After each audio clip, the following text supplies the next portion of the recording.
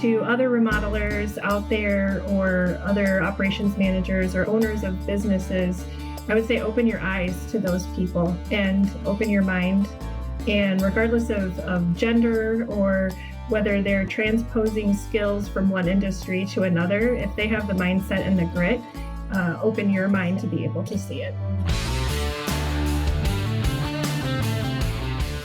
Welcome to the Fine Homebuilding Pro Talk podcast, our regular discussion with building industry professionals. This is Fine Homebuilding contributing editor and production manager at TDS Custom Construction, Ian Schwan. Today, I am joined by Jessica Bishop-Smyser, operations manager at Silent Rivers Design+Build in Des Moines, Iowa. You can find the Fine Homebuilding Pro Talk podcast and the original Fine Homebuilding podcast at finehomebuilding.com/podcast. You can leave feedback and ask questions there too. Jessica, it's great to have you on with us. Thanks for having me, Ian. I'm looking forward to our conversation today. Yeah. So you are the operations manager at Silent Rivers, but you were self-employed prior to that. What was the focus of your self-employed tradesperson work and how did you get started? Yeah. Well, thanks for asking about that. I was owner-operator of a handy woman, small projects type business, and it really came out of the first recession that we had. I had been in the insurance industry in an office and had gone to be a stay-at-home mom, and then found myself in a divorce during the time where no one was hiring and all of the companies were on a hiring freeze back in my original industry.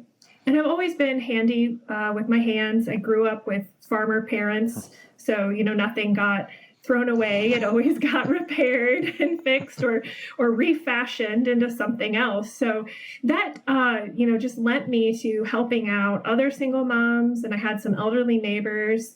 And that one day, one of them encouraged me to make a business of that, and so I did. And it was all word of mouth. And my clients were mainly other single moms, elderly, or young professionals who were finding themselves being parents but didn't have a lot of home experience with home maintenance or were way too exhausted for that honey-do list, with little, brand new little ones running around. So that's where it all started.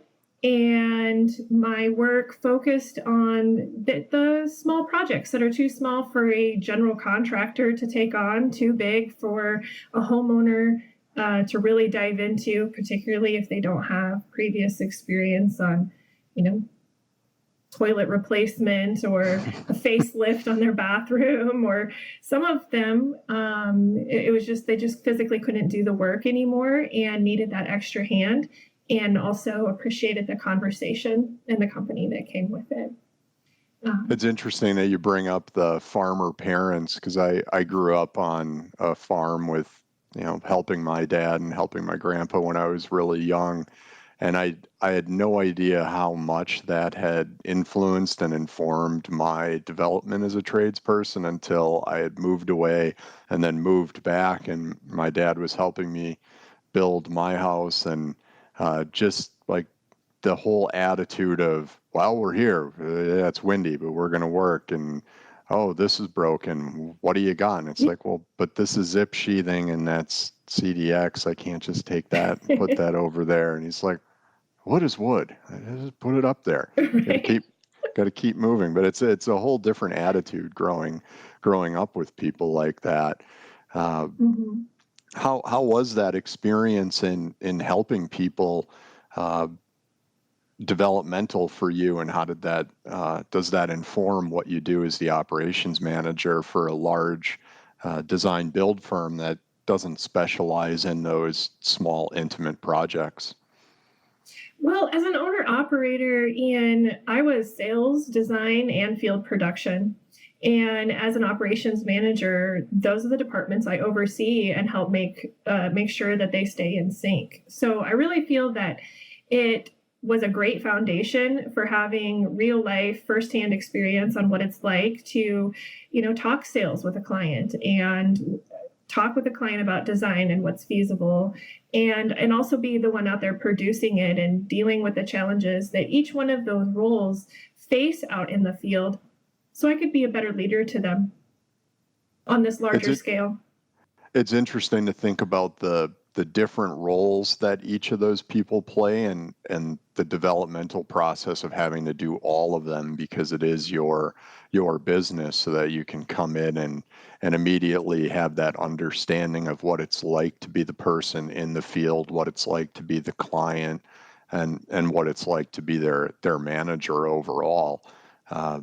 What are some of the roles that you find yourself filling? Are you really on a linear management track, or are you out there working in the field with people or unloading trucks and things like that? Sure. I'm a see a need, fill a need kind of person. And so as operations manager, I kind of find that I feel that it's a support role, right? It is there to pave the way or build the bridges for all of the other departments, to make sure that the left hand and the right hand stay in sync, and to be able to see that Rubik's Cube of business from all angles. Some days that might mean that we're getting ready for a show and I'm out there setting everything up and building walls, right alongside the team. That might mean that I'm helping the designers meet with a client who is a particular personality that they need a little extra support and bridges to, help deliver the ideas that are going on. It also means that sometimes they come to me like, hey, we've got this roadblock and we need to kick a can around on how to solve that. And being able to have the experience from different angles allows me to see pathways that maybe they couldn't see from, just their role alone. I've found that to be a really cool part of team building that I've gotten to do here at TDS as the production manager, which is more or less the same role that you have. There's probably some subtle differences, but the team building aspect of trying to bring everybody around to solve the common good, or common problem, right? To work for the common good and get a project done, or produce something for your client that maybe one person's vision of it wasn't quite enough. Do you find yourself working really closely with the different parts of Silent Rivers? You guys do a lot of different kind of design build projects. Yeah, I absolutely do. So we have a construction manager, which would be the equivalent there to a production manager, design manager, sales manager. They're ones that are, my primary team, and then they have their teams underneath of them that are out in the field doing their roles. So yeah, your role is to answer the question on how closely I work with them. I'd say very closely. They're intimate with their teams, and then they're intimate with me in regards to what's going on with their teams and what they're experiencing. We have a really great cohesion across the department managers, and I think that attributes to the fact that we all come to the table willing to hear what the other side is saying. It's not just my side is right and this is the only way to do it, right? They do seek each other's perspective with a respect of knowing that they bring something to the table that each one of us, might be lacking in. Yeah, a little bit more of a general manager style role maybe than I kind of picked up on.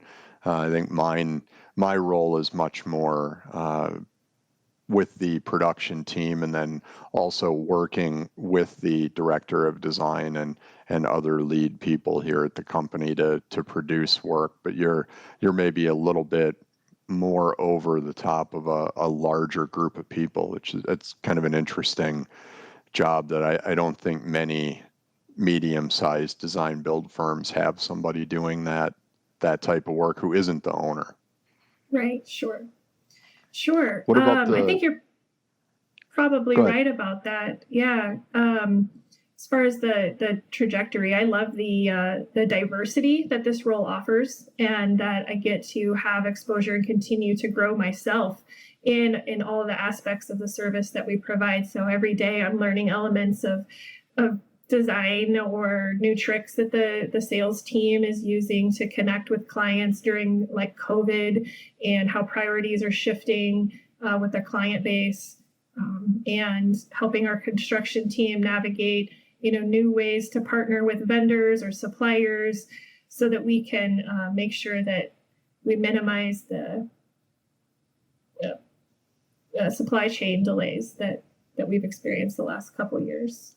Yeah, especially when costs continue to move in ways that are really unpredictable and can be pretty surprising to even industry professionals, right? I'm sure you guys have that just the same in Iowa as we do in Wisconsin and other people do on the coasts, right? Right. Yeah. I think the Midwest is a little bit more insulated than like the East and West Coast are.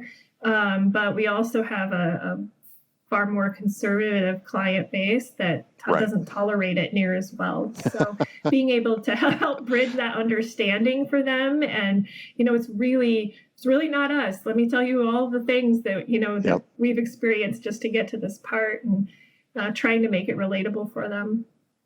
Yes, you've mentioned the design team and your production people, but what about the rest of the tradespeople who are out there for Silent Rivers building these projects? Yeah, so we have a really diverse team here at Silent Rivers. Like I mentioned, we have three main departments: construction and design and sales.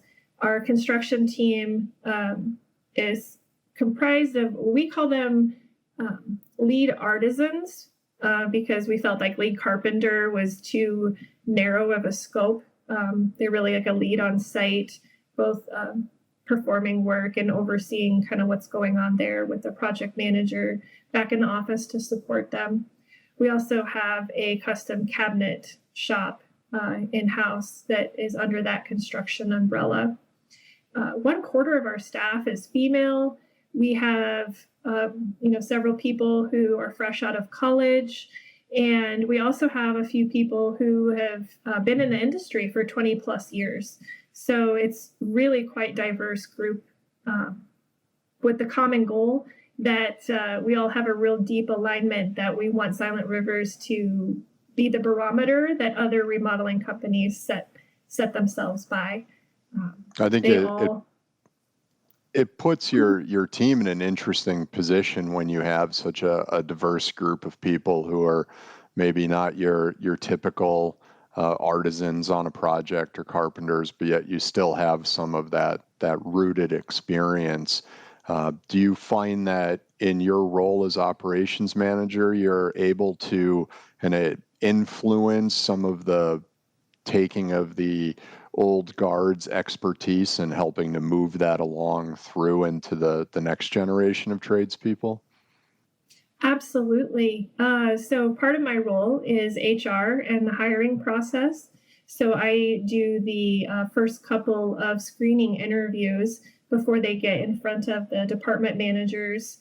And that's one area that I really focus on, is there any potential newcomer to the company fitting the culture and fitting the mindset, and bringing something to the table that we don't necessarily have, or that maybe we're thin in, but the mindset of being able to work with others and value others as well, because you've got to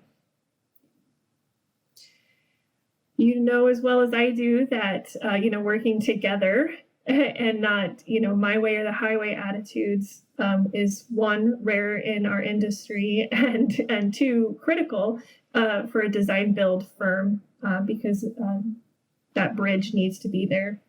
And like I said earlier, one of my roles is building those bridges, right? So sometimes that might mean reframing a message that construction is trying to relay to design as to why something is a challenge that they're coming up with or wanting to put out into the world and into terms that the design team, can grasp and can understand, just because they inherently speak a little bit different language. And having had a foot in each, try to be a bridge to do that.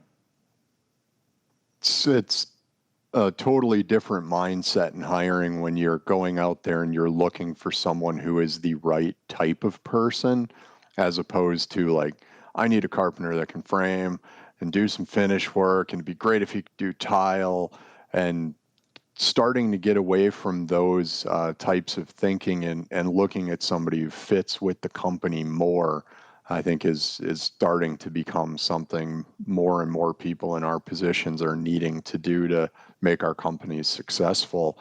Is there anything that you've set up at Silent Rivers training wise that would maybe help somebody who isn't a traditional construction worker, or somebody who maybe graduated college and they don't really know what they want to do yet, but they did some construction and want to see if it's right for them?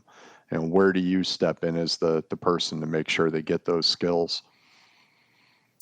Great question. And actually one that's been on our mind a lot, because we don't have a great, training apprenticeship type plan. Currently, it's very much like the construction industry has been, where you come in and you learn from your coworkers as you go and as you move through. I will say one strength that Silent Rivers has is an attitude that it's okay to fail and Yep. it's okay to ask questions. And that has gone a long ways in making people feel comfortable pushing, outside of their comfort zone to continue to learn and to grow and be better. And with a handful of those that have been in the industry 20 plus years, they're ready to hand that knowledge off to other people and kind of in that coaching mindset. So one of our longer term goals is an internship program. We feel like that's where the industry needs to really focus on and go, is getting them in the door younger and on a track that allows them to grow and explore, and kind of paves that way for them. Yeah, I think with the less options out in the industry field right now, it's kind of thin.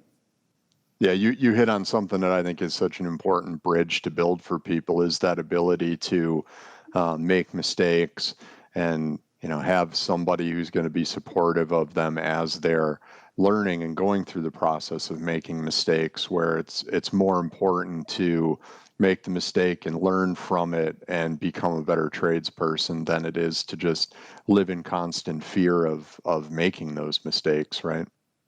Yeah, I completely agree. So what are some of the challenges that your crews have with this such a wide variety of projects that you guys do, from building a new construction home to remodeling somebody's kitchen, or doing something with your shop where you're building cabinets for a house, or even building custom furniture? That's such a wide variety of projects. It is. And I would say one of the challenges that we have is that there isn't anything cookie cutter. Absolutely everything is custom and thought through as an independent, project. You might learn from other projects things that are attributable, but in regards to what is there's nothing that you can just take from one and apply to the next one and do that over and over again. And one of the challenge for us, we love that. That's interesting to Right. us, and that keeps us, engaged in it. But for our clients, sometimes they don't understand that.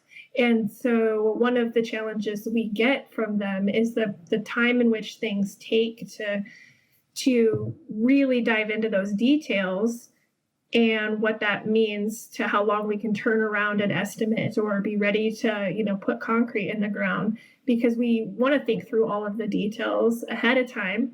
We don't want 500 change orders during the process, and they're just excited to have that kitchen remodeled and want to see the pretty stuff happen right away. And I think that's one of the bigger hurdles that we have in is that, well, my neighbor's house, gosh, that was built in 3 months. I'm like, yes, and they're building the same one 15 times down the street. Right. That's a completely different animal than what we are providing for you. Yeah, it's educating everybody that's involved in the process that it is a process designed to build something totally custom for an individual client, one at a time, right? It's not that house that big builder has built 15 times with the same 10 subcontractors, and they tend to build them right in a row, so you just keep moving along. Or it's the same kitchens that come from a manufacturer and get installed, and you're just plugging and putting in different cabinet pieces, right? It's not your crew in a custom shop building whatever design can translate from a person's desires, right? Right. Absolutely. Absolutely. Do you A tend lot to of client have education. do you tend to have these crews get somewhat specialized where you have people who are working in the shop most of the time or doing some of the uh, kind of custom finish work stuff as opposed to people who maybe frame or demo and build?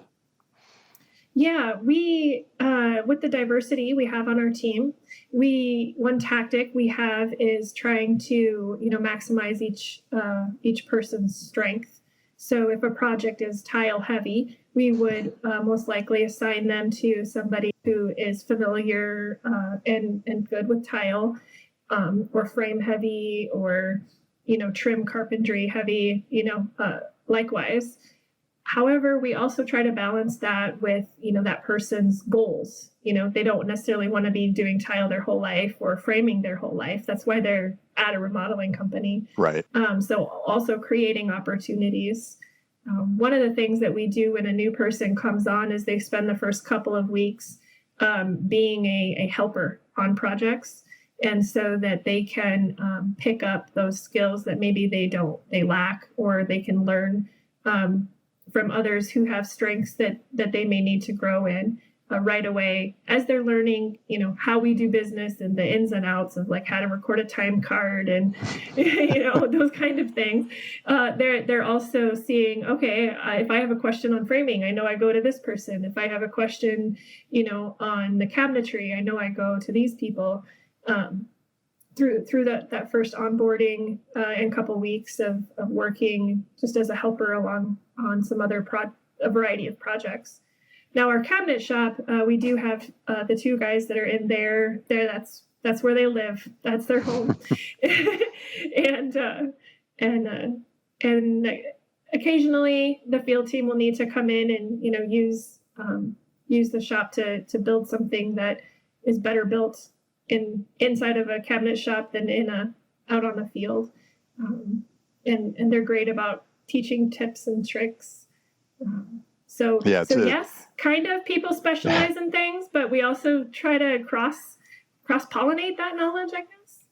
Yeah, I think it's important to when the rubber hits the road and you have to get something done and you have to get it done efficiently on budget, that you have those go-to people. And the things that you can do as a manager to better onboard tradespeople when they come to work for you, I think is really important, with getting them out to meet everybody and making sure that maybe they see all the different projects, so that when they get told, oh, you're going to go over to this kitchen, and they're there for a day, and oh, you're going to go over to this deck, that they've seen them and they know the project and know the people is really powerful. I think especially for inexperienced people or people coming in from outside the industry to feel more at home quicker. Some of I agree. some of the projects that you have to have pretty challenging budgets on them, right? Like you touched on the idea of having a conservative client base, especially financially conservative client base here in the Midwest. What are some of the things that your team does to keep these projects on budget?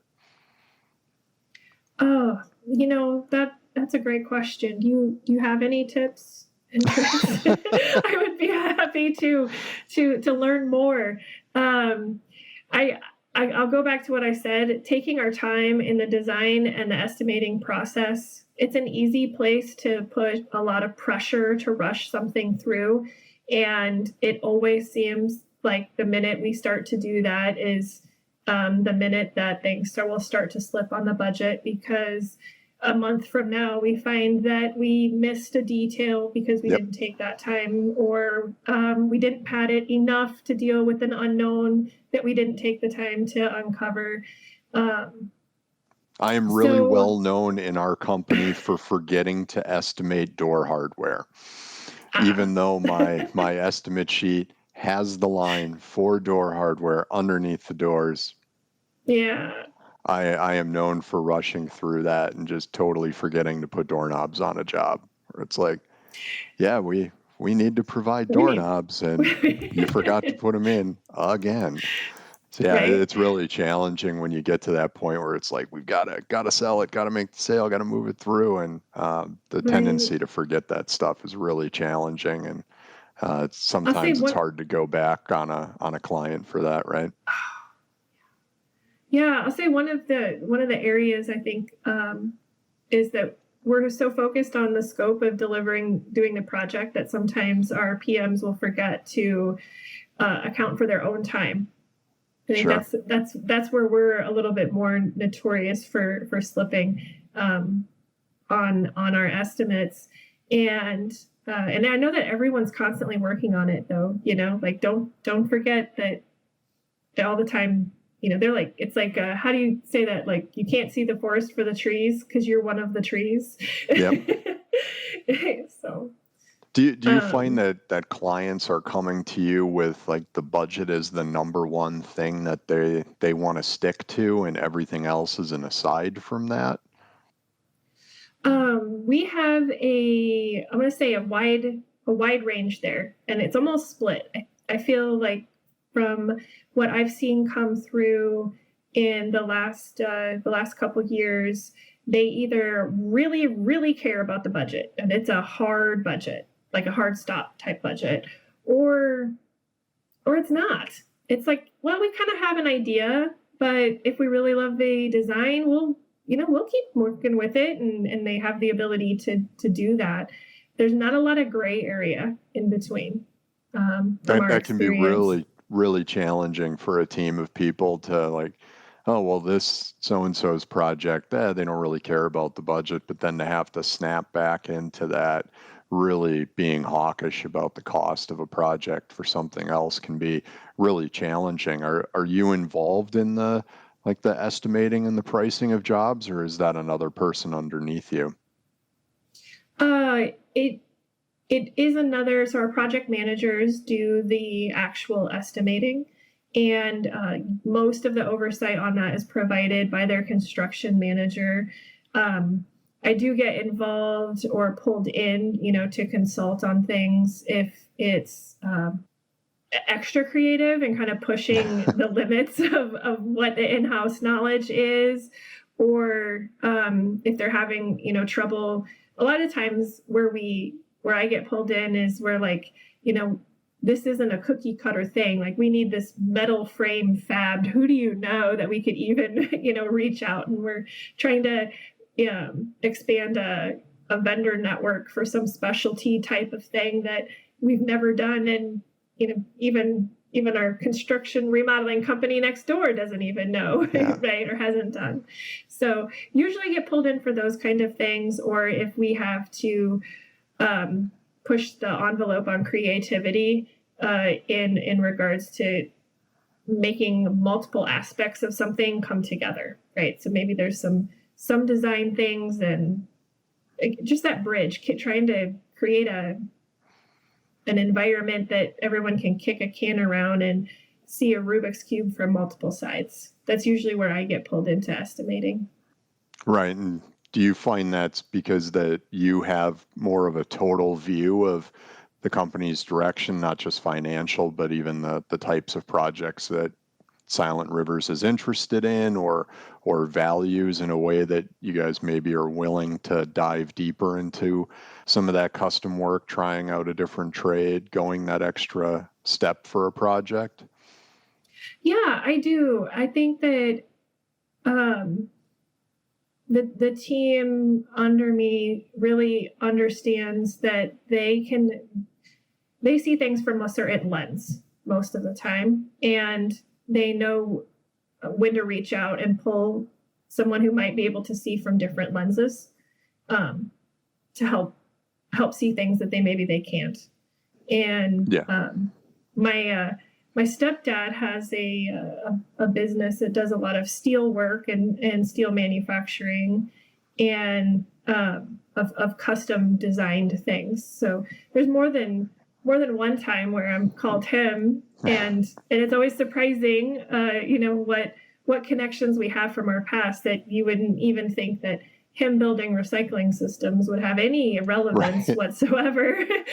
and in us, building a deck on someone's house, but when it does. And so whether it's me or another part of our team, I think when we hit those roadblocks, we're really good at reaching out to anybody on the team, myself included, but also each other in working networks or who knows what might help make this happen for our clients. Has it surprised you at all to get to a management level, even after running your own small business, where maybe your outlook or ability to have a big mental network or network of people is more important than maybe like the fact that you know how to hang a door? It does surprise me, and it's not always my strength, having come from the field, being out there working with people one-on-one, but also doing the work. um, I'm not the most gregarious person on our team, and it has pushed me on a personal level to grow my own networking skills, because it isn't always what but who you might know that can help meet the client's needs or our own internal needs of this company. Yeah, it's just another way to build a bridge, right? You're just being a connection between the person with the problem and the person with the solution. It's been 100%. something that's really surprised me in moving into this role when I'm coming from roles where I was much more like solutions based or execution based now to just making sure that people have the latitude to do the work and the connections that they need to accomplish it.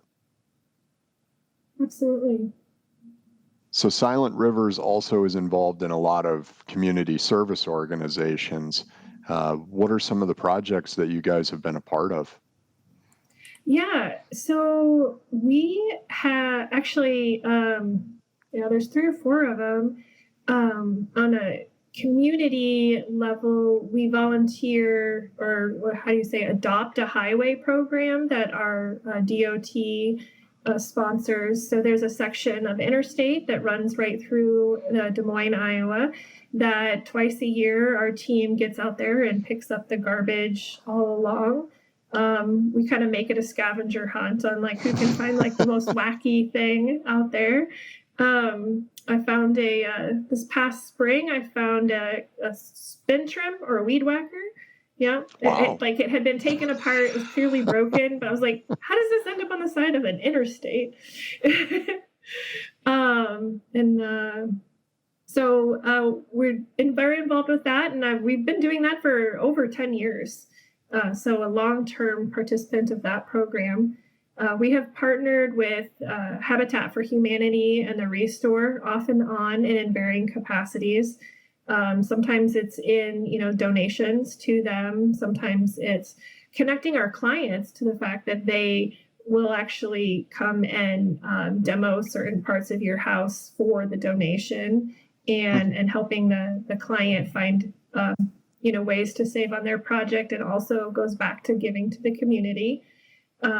We're also currently working with Habitat for Humanity to redesign the entry to their new headquarters up here. So donating some design hours to be able to give a fresh update for their headquarters here in Des Moines. In addition to that, I'm a member of the Professional Women in Building in our local chapter here. And they have various outreach and volunteer programs. recently volunteered. Again, I guess it's partnered with the Habitat for Humanity on their the house that she built project. They're building panel houses and hosting volunteer sessions for people to come participate in building the panel wall sections that will then go into making future homes for people in central Iowa. And as a company, we also are one of the major sponsors of the Des Moines Arts Festival, which is every June. And we partner with them to provide the VIP experience, the tent that goes with it, very intimately involved in the planning and the making it better every year, and the experience that people have when they come. And that's, of course, is positioned directly opposite of the main stage, but showcases our work, but also helps support the arts community here in our own town. Yeah, and gives your team a sense of ownership of the work that they do in the community, and gives them kind of that being in front of potential clients too, right? Can be really, really helpful. That potential clients look at you guys as real people who are out there doing work, right? Instead of maybe Absolutely. a service that you just reach out to. Can be Right. a really important thing for both sides, right? Mm-hmm. What do you see as some of the challenges coming up for the industry? You mentioned that you're involved in a women in construction group, and I think a lot of people immediately go to labor when you talk about challenges that the industry is facing. So where do you see the next frontier for bringing in new people to the building trades? Yeah, challenges. Labor force is definitely one, and not just for us, but for all of our trade partners as well. We don't have in-house plumbers and electricians and HVAC, tradespeople, and they're out there having these same issues, that we are. So it's really industry-wide that labor force is going to be an ongoing challenge.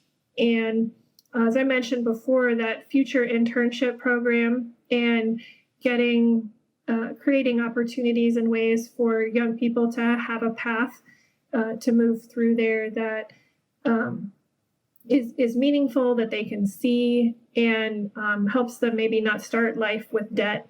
I'm seeing a lot of, actually have a senior graduating this year, and we have had numerous conversations about his future, but also, his friend group talking and how they talk amongst themselves. And what I hear from that whole mentality is they're really conscientious about not starting life with a bunch of debt. Like, it really makes them nervous to see, their parents and their grandparents who that was what you did, right? You went to college. Yep. It was expected. And now they're 50, 60, finally paying off that college debt. And they've seen that, and that's not how they want to live their life. So internship programs, or,